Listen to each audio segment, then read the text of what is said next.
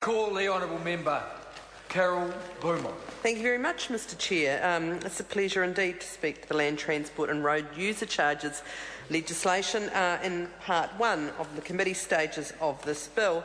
And this bill, of course, is, as others will know, but just for those listening, is to amend the Road User Charges Act to enable regulations to be made exempting road user charge vehicles from RUC that are not required to be registered.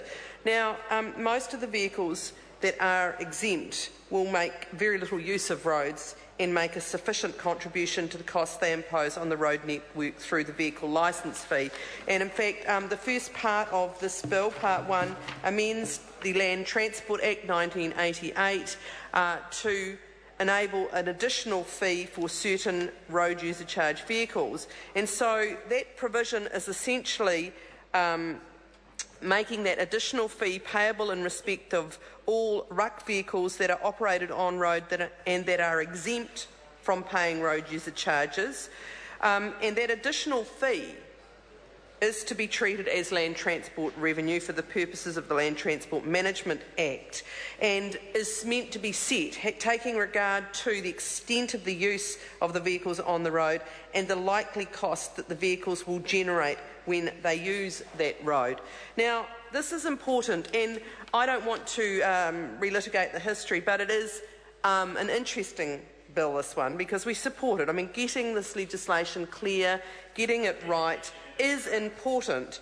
However, it has got an interesting history, which I did comment on in the second reading speech, so I won't go into it here, but the fact of the matter is we are fixing up a bit of legislation to get it right, and that's fine. And the actual amendments, as I said, to the Land Transport Act in this Part 1 make sense. But one of the issues that we've got really is a question of strategic transport direction. And that's what I want to talk about, because this is about revenue we collect from vehicles using roads and making sure that it is done in a fair manner that makes sense. But we do need to think about what we're doing overall with our transport system. Our transport system is fundamental to both ensuring that people can get from A to B as they need to, but also that goods and services can get from A to B as we need them to, and is a significant part of our economic system. Now, we need legislation that makes sure that the costs are shared clearly and equitably, but we also need to make sure that this transport system that we have actually enables our economy to grow and that it serves the people of this country. And the question we really have is that the revenue being generated, both from the fees that can be set under this part, from road user charges generally, from petrol tax, all of this is about income that is generated that can then be used on land transport.